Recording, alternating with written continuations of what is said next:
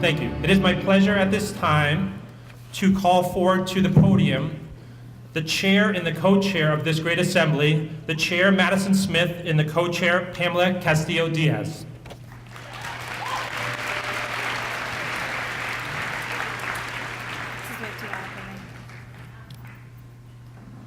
Please stand as the veterans are escorted into the gymnasium, accompanied by selection from the GHS band.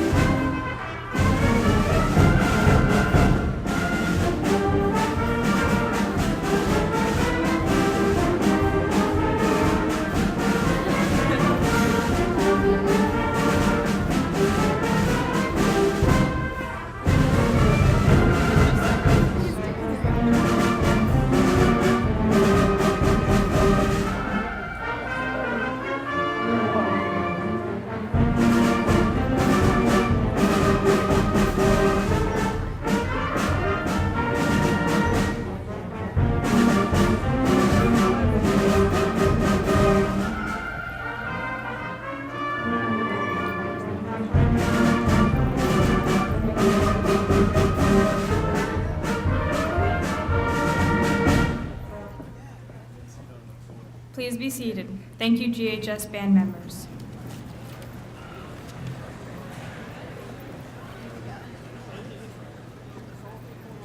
Welcome to this year's Veterans Day Assembly.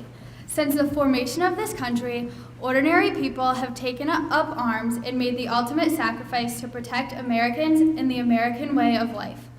This is why, on June 1st, 1954, Congress stated that November 11th would be a national holiday to honor all American veterans. Veterans Day gives us the opportunity to remember, appreciate, and thank the 23 million veterans living among us today that have served this country during times of war and peace. Veterans, welcome, and thank you for your service and dedication.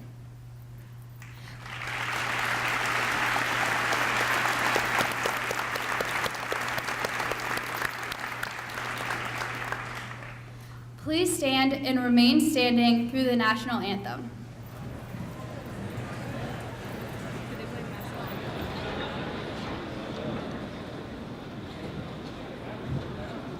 Now, Veterans Day Chair Madison Smith will lead us in the Pledge of Allegiance. I pledge allegiance to the flag of the United States of America and to the republic for which it stands, one nation, under God, indivisible, with liberty and justice for all.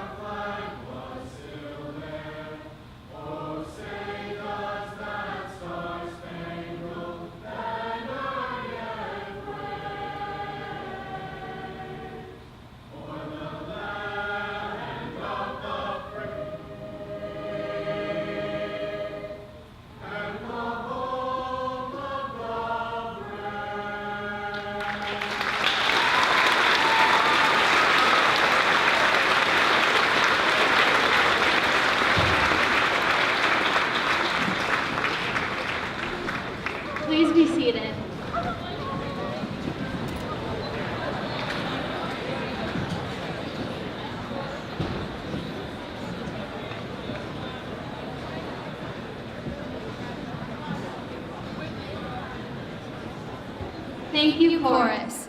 Next, we would like to welcome to the podium Mr. McBride to introduce the guest speaker.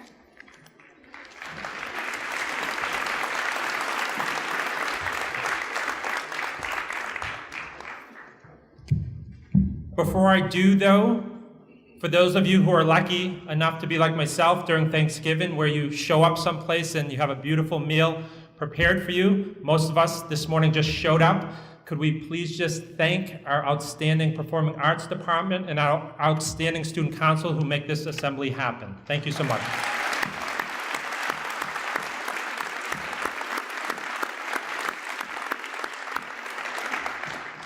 And once again, welcome to our guests of honor. Lieutenant Colonel Alan D. Aldenberg was commissioned as a second lieutenant in the United States Army following his graduation from Norwich University, the Military College of Vermont, in 1993. He had a degree in criminal justice, a Bachelor of Arts, and he went back to school and completed a Master's of Justice Administration in 2008.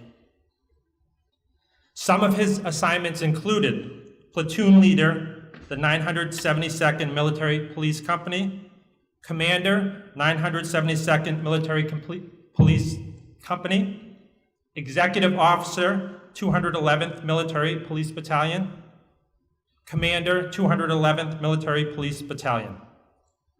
Following 9/11, Lieutenant Colonel Aldenberg completed numerous active duty assignments, to include an 8-month mobilization while assigned to Logan Airport, immediately following the events of 9/11, where he served as the commander of the 972nd Military Police Company. Upon completion of that mission, he was deployed to Pakistan, Uzbekistan, and Afghanistan in support of Operation Enduring Freedom. Lieutenant Colonel Aldenberg deployed again from 2010 and 2011 to Taji, Iraq in support of Operation Iraqi Freedom. Just a few of his many awards and decorations: he has received a Bronze Star Medal, a Meritorious Service Medal, an Army Commendation Medal, an Army Achievement Medal, a Humanitarian Service Medal, Iraqi Campaign Medal with 1 Bronze Service Star, Global War on Terror Expeditionary Medal, Global War on Terror Service Medal, Army Service Ribbon, and an Overseas Ribbon. Lieutenant Colonel is a sergeant with the Manchester Police Department and a former Goffstown police officer. He is also Hunter's dad, and please, at this time, join me in welcoming to the stage Lieutenant Colonel Alan D. Aldenberg at this time.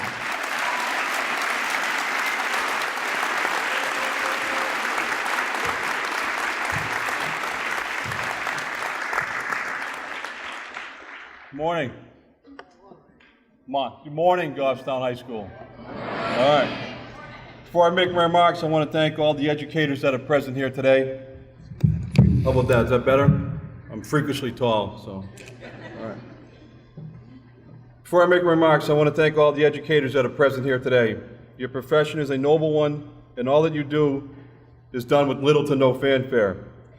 Your service to your community is often overlooked, but from a parent with a son at this high school, I want to take a moment to thank all the teachers that are present. Thank you.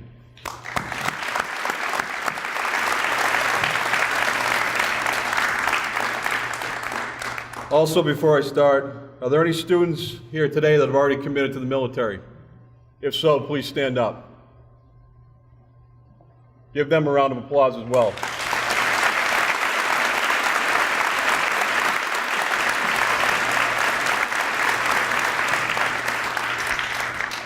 Any chance I get when I speak publicly in this uniform or my other uniform, whenever I have the opportunity, I like to single out Vietnam veterans. Those that are Vietnam veterans or Vietnam era, could you stand up, please? Okay, a lot of you don't know, a lot of you aren't old enough to know, but when these gentlemen returned from their service to their country, they weren't treated appropriately.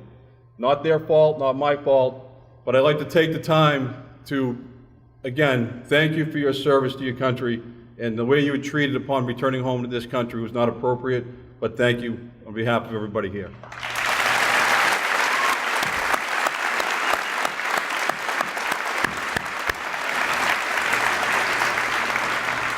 All right, I'd like to thank you, Principal Mr. McBride, for giving me this opportunity to speak to you today. Sure, I stand in front of you today as a veteran of both Operation Enduring Freedom and Operation Iraqi Freedom. But for me, Veterans Day has always been about honoring those that have served before me. Having said that, please stand again and thank these veterans in front of me.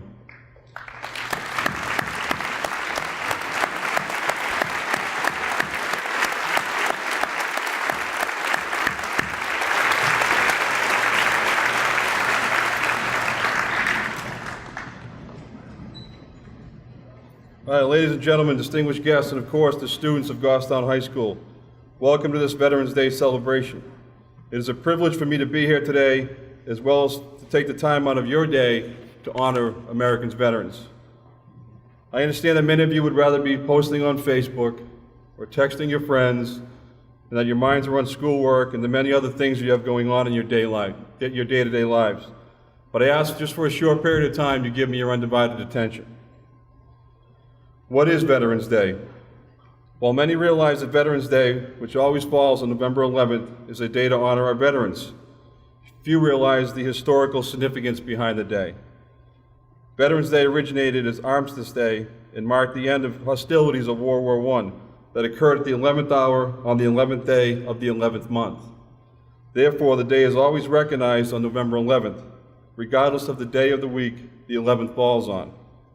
In 1919, President Wilson commemorated the first Armistice Day with these words: "To us in America, the reflections of Armistice Day will be filled with solemn pride in the heroism of those who died in the country's service and with gratitude for the victory, both because of the thing from which it has freed us and because of the opportunity it has given America to show her sympathy with peace and justice in the councils of the nations." I'd like to share with you the story of Sergeant Ryan Pitts, who was recently awarded the Medal of Honor for his actions while serving in Afghanistan. He's also a resident of New Hampshire. Sergeant Ryan M. Pitts distinguished himself by extraordinary acts of heroism at the risk of his life above and beyond the call of duty while serving as a forward observer in 2nd Platoon Chosen Company, 2nd Battalion Airborne, 503rd Infantry Regiment of the 173rd Airborne Brigade during combat operations in Afghanistan on July 13, 2008.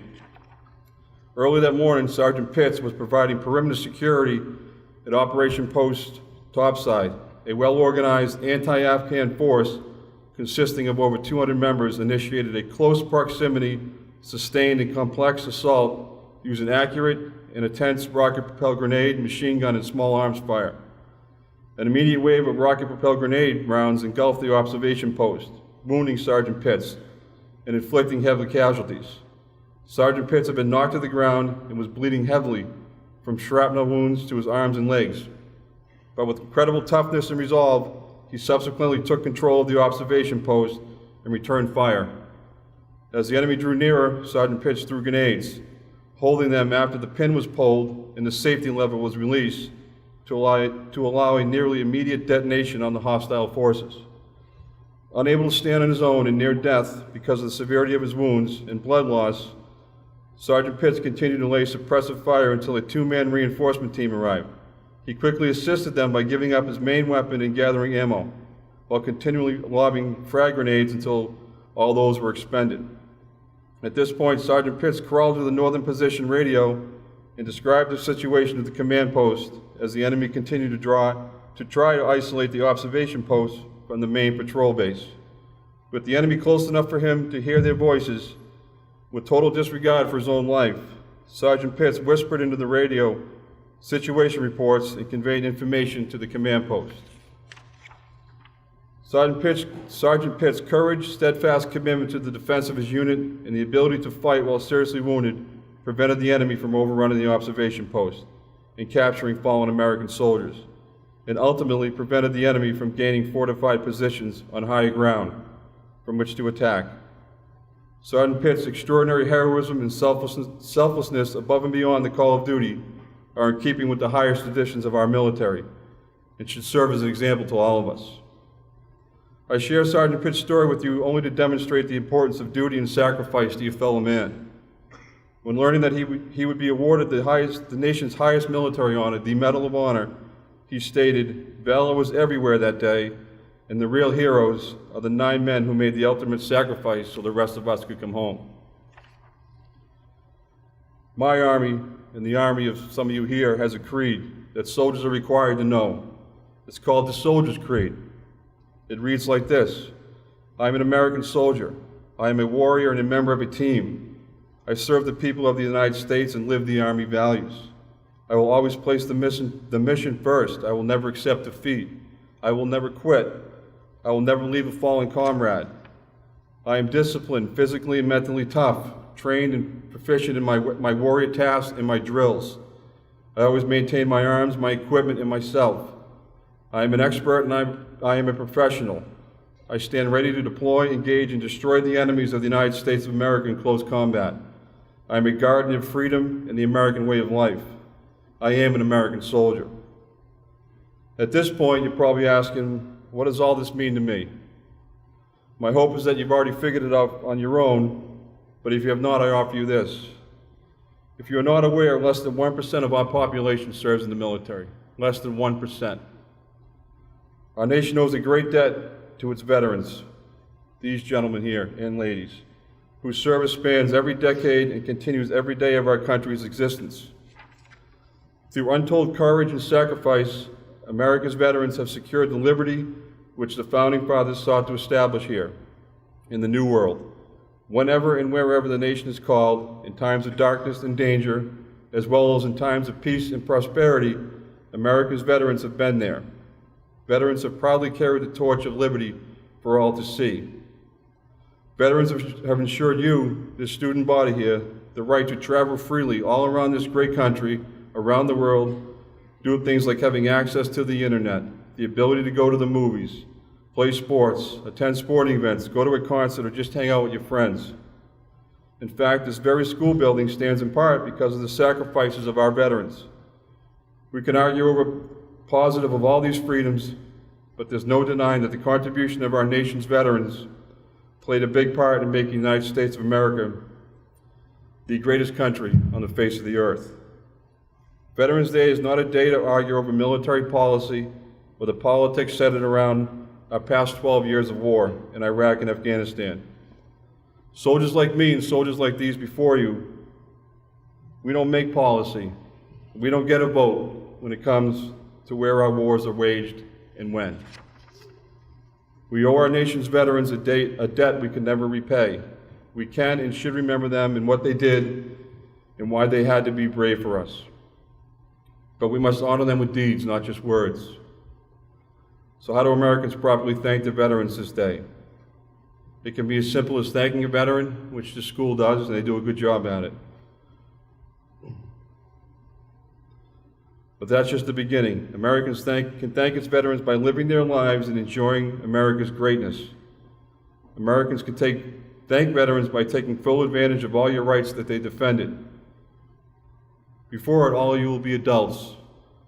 When you become adult, vote in every election. Volunteer your time for a worthy cause. Become a teacher. Mentor a child. Represent your country and your community well while abroad. Find a way to give back to your community.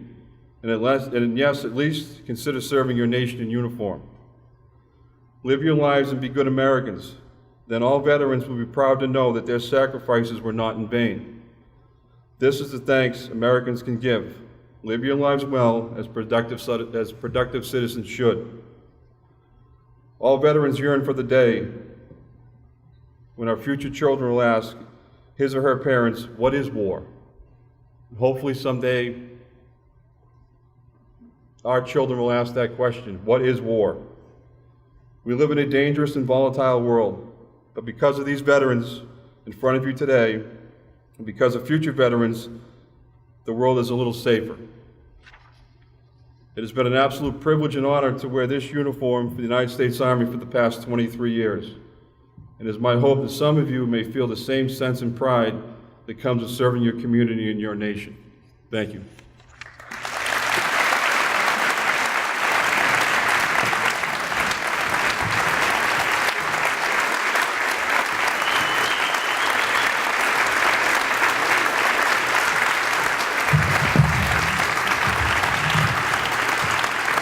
Thank you, Lieutenant Lieutenant Colonel Aldenberg.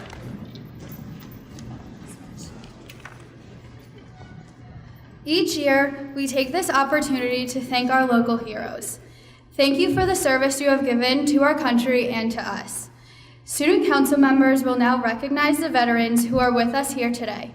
Veterans, please make yourself known or stand if you are able when your name is announced. Greg Gualtieri.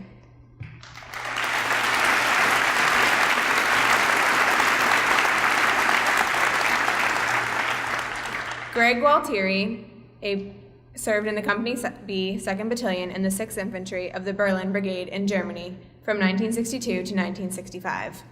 On June 26, in 1963, President John F. Kennedy came to Berlin and gave his famous speech. Mr. Gualtieri was part of the security detail stationed in front of the podium to protect the president. An estimated crowd of 1 million Berliners had gathered to see and hear President Kennedy. It was a very small, short speech about the failures of communism and the separation of families due to the building of the wall. His closing historical statement, Ich bin ein Berliner, I am a Berliner, sent the crowd into a cheering frenzy. Like the day the Red Sox won the World Series. Over and over, they chanted, Kennedy, Kennedy, and Kennedy. At that moment, Berliners knew, the world knew, and I knew communism would fail. Never forget, freedom is not free. In fact, yesterday, November 9th, the Berlin Wall was removed 25 years ago. Happy Unification, Berlin. Thank you for your services, Mr. Gualtieri.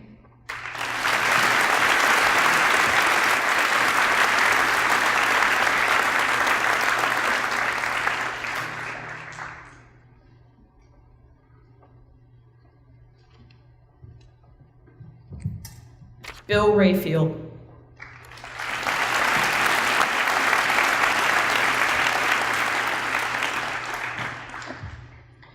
Bill Rayfield was a heavy ground radar technician and a unit first sergeant. He served from 1963 to 1983. Some medals that he won was the Meritorious Service Medal and the Air Force Commendation Medal. During the Vietnam War, he spent 5 years in Area 51. He worked on and flew against Soviet radars while he was in Area 51. He was a former station manager at the New Boston Air Force Station and retired this May. He says that the 20 years in the Air Force really set him up for what he's doing right now.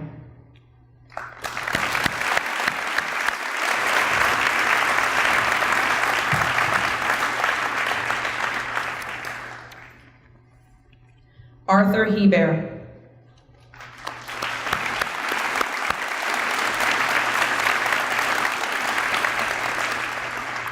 Arthur Hebert served in the Air Force from July 1952 to July 1960. He then joined the Navy from February 1961 to May 1972. He was Assistant Bomber Crew Chief and received the Night Fighters Association Cup in 1954. He traveled quite a bit with the Navy and spent 3 years in Spain and took 3 cruises to Europe and the Mediterranean. Arthur retired in 1994 after working at General Electric in Hooksett. He retired from the military in 1972. He actually graduated from Goffstown High School in 1952, and his son Arthur graduated in 1985 from GHS. His son just retired from Coast Guard after 28 years. Arthur's best friend, Hank, former bomber crew chief, just passed away today. Let us take a moment of silence to honor Hank and all of the others who have given the ultimate sacrifice.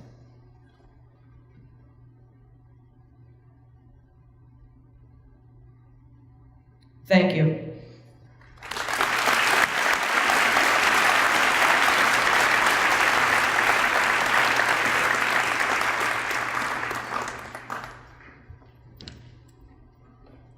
Russ Laureate.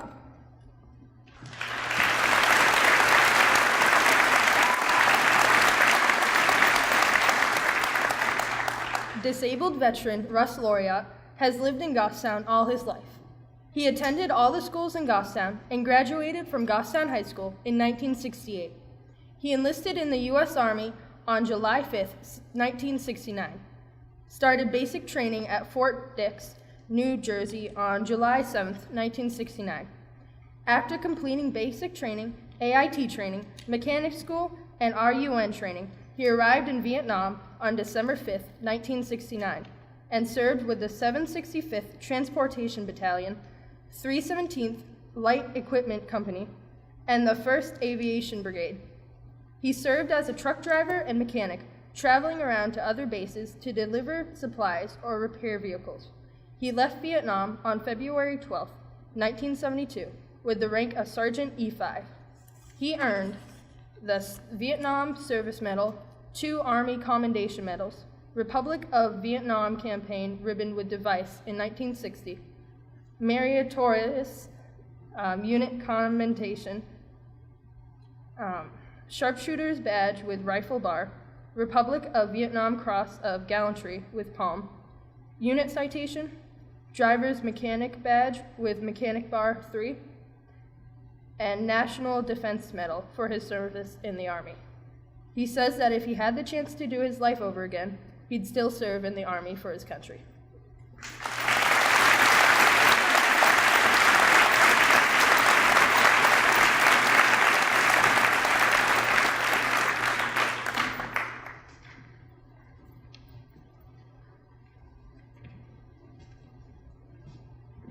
Peter Stekowicz.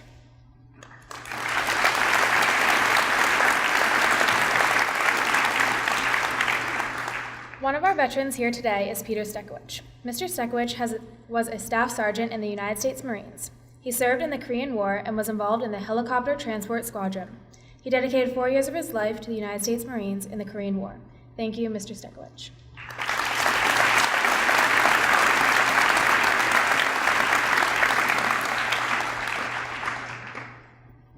Mr. Howard Town.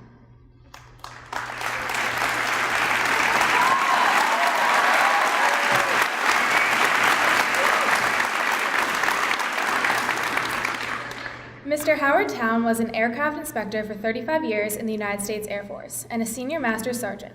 He also served in the Air National Guard as an aircraft inspector on 12 different aircrafts. Early in his training, he experienced crash landing in North Carolina.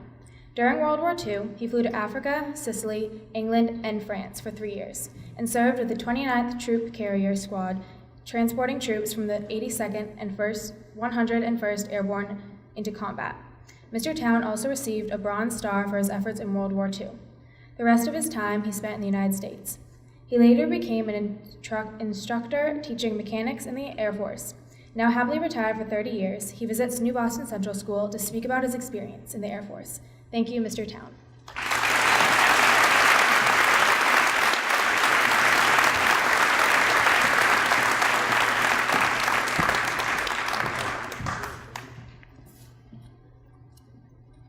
George Diaz.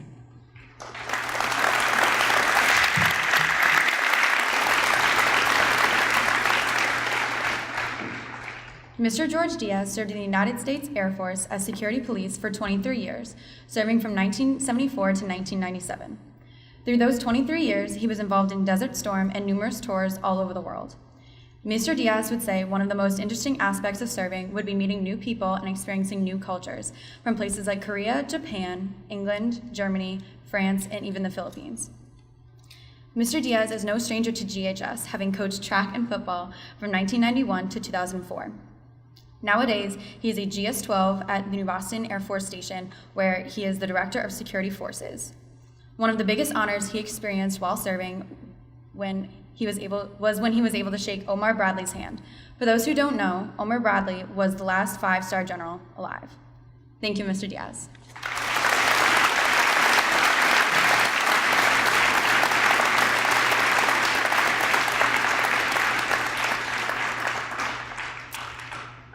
John Earlman.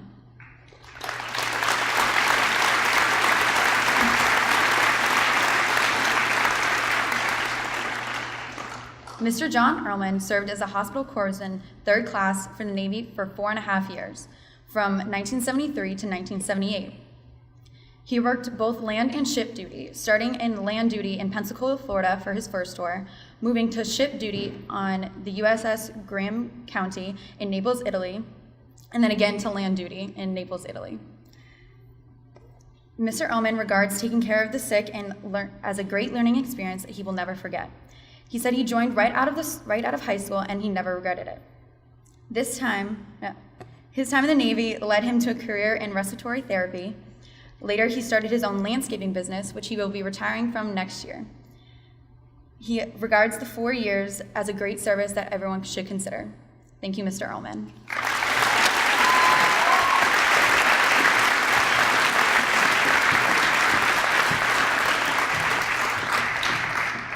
Mr. Tibbetts?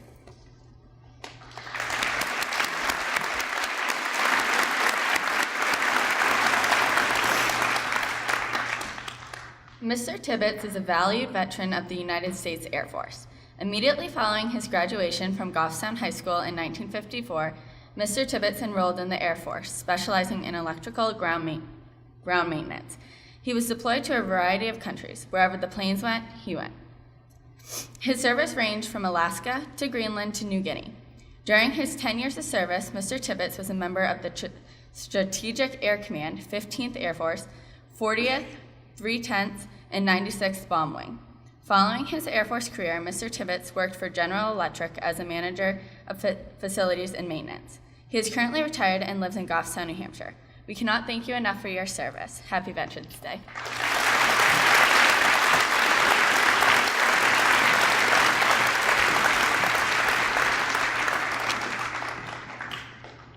Arthur Bergen.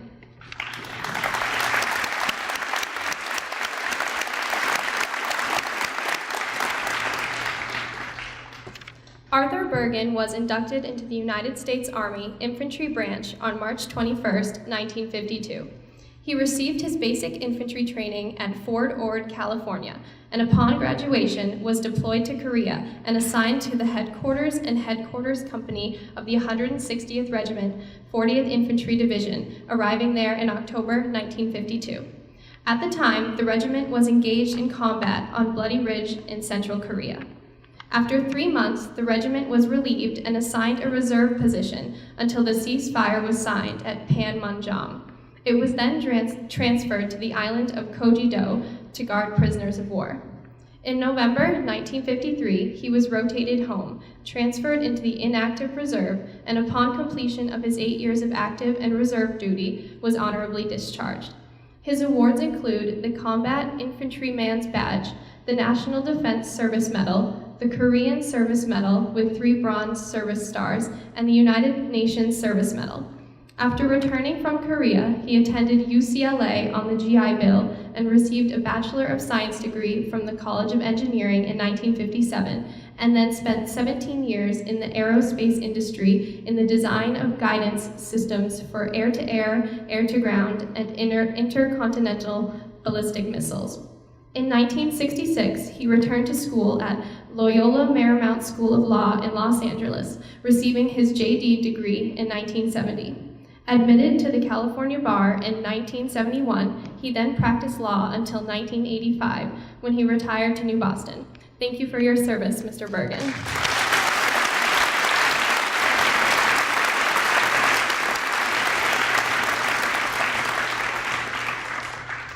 Mr. Paul Sitak.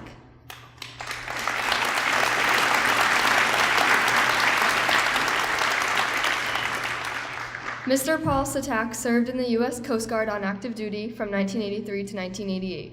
During his duty, he was in support of the USS Constitution operation. On reserve from 1988 to 2013, he served as a supervisor of an electronics shop dealing with communication and navigation for ships. He has recently retired from the reserves in 2013 and now spends his time with his family and works for AT&T. He encourages all to look into the Coast Guard as a job. Thank you for your service, Mr. Sitak.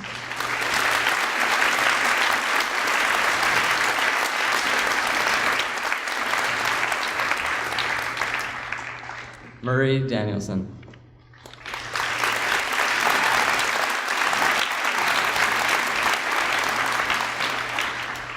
Chief Warrant Officer Murray Danielson worked in the military for 20 years fixing F-4 and F-18 fighter jets.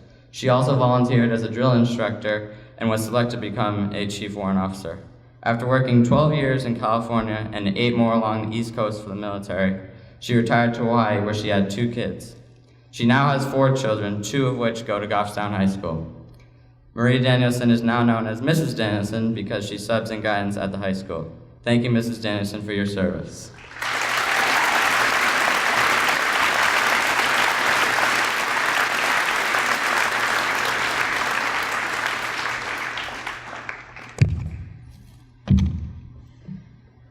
Mr. Bill Vickery.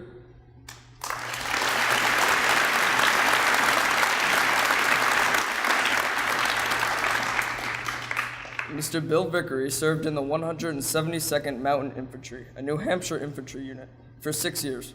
He trained in rifle squad mountain training. He went to Iraq in 2004 and 2005. There he served as a gunner on a Humvee and ran convoy escorts and route security. He was also involved in the invasion of Fallujah. Now he is enjoying his role as a father to 3 girls and a working man. A few things he would like to say is that he believes the military is a great place for almost anyone. And besides the deployment which took him away from his family, he would do it again. He would also like to thank everyone for setting up this assembly. Thank you for your service, Mr. Vickery.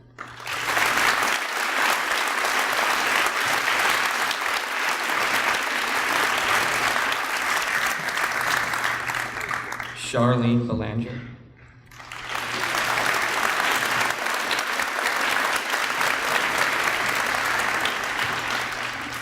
Staff Sergeant Charlene Belanger served in the United States Air Force from 1981 to 1985 and in the New Hampshire Air National Guard until 1991. She held 2 positions as an aerospace ground equipment specialist and a crisis human resource / recovery mobility responder. She is currently a paraprofessional here at GHS pursuing her special education teaching certificate. She says that serving her country was the highest honor for her and considers continuing to teach in honor. Jareth Belanger, her son, who graduated class of 2008, recently joined the New Hampshire Air National Guard, which makes him the 3rd generation of military service in her family. Thank you, Staff Sergeant Charlene Belanger.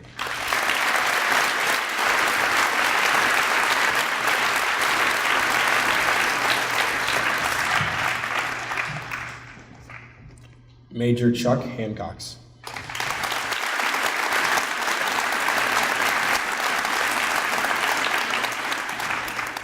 Major Chuck Hancox is active duty in the Air Force. He served from 1984 to the present. He has done a variety of jobs such as security police, nuclear missile operations, missile defense, missile warning, and currently employed with space operations. There have been many changes since 1984, such as dependence on computer systems and deployments have become a lot more mainstream. Mr. Chuck Hancox is now space operations at New Boston Air Force Station. He does satellite commanding and telemetry and tracking. Thank you for hosting and thank you for serving.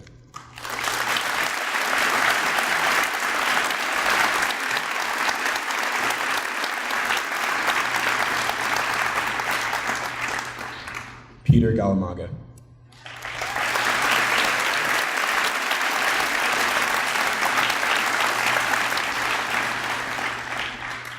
Lieutenant Commander Peter Galamaga served on active duty in the United States Navy from 1988 to 1992 aboard the USS Josephus Daniels, a guided missile cruiser homeported in Norfolk, Virginia. He was the anti-submarine warfare officer, auxiliaries officer, and shipyard repair officer. After that, he served in the reserves with the Naval Office of Information, the Icelandic Defense Force, and naval control of shipping until over 2004. Mr. Galamaga is a teacher here at Goffstown High School. Thank you for serving.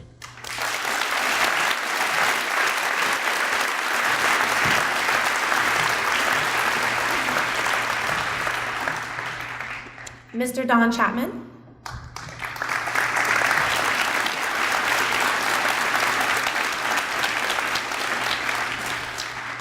Mr. Don Chapman has spent a great deal of time serving the country, having given 8 years of service to the Navy, 3.5 years to the Air Force, as well as having spent 1.5 years in the Army. During part of his military service, he was with the 101st Airborne in the northern Vietnam, where there were 35 casualties a day in his unit, and he was the only serving civilian in the area. While many others wish that they were able to leave, Mr. Don Chapman chose to stay, as he acted as a link between the military and the families. Now, during his busy retirement, Mr. Don Chapman fondly recalls stories from his time in the service. To alleviate some of the military tensions of his fellow servicemen, he set up a beach on the South China Sea, and also invited 2 women working in the Red Cross to tour the base. Being isolated for months, the servicemen were grateful for outside social interaction. In closing, Mr. Don Chapman would like to emphasize how grateful he is to be shown so much support and recognition as a veteran. But I would also like to thank Mr. Chapman for his service and for taking the time to be here today. Thank you.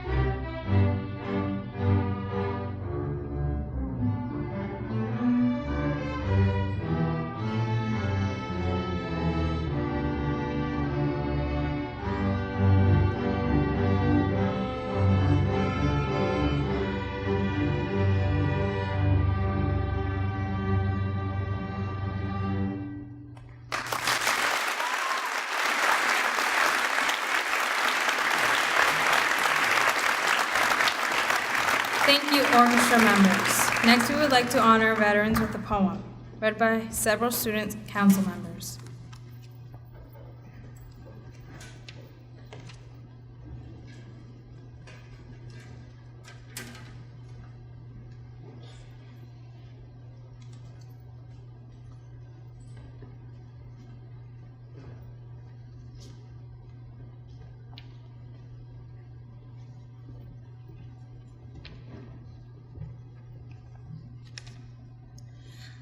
This poem is called Thank a Vet by William A. Pradue.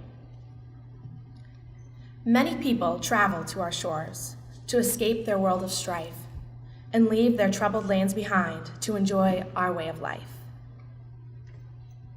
But our way in life of America didn't come easy.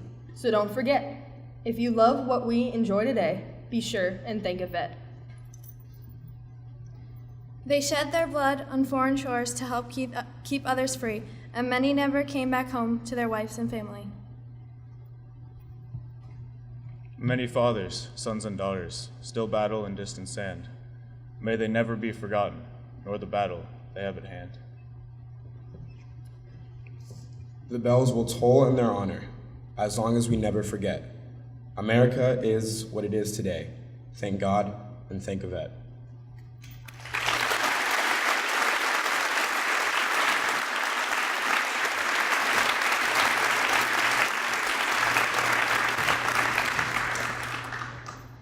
Please stand to recognize our service men and women who are here today.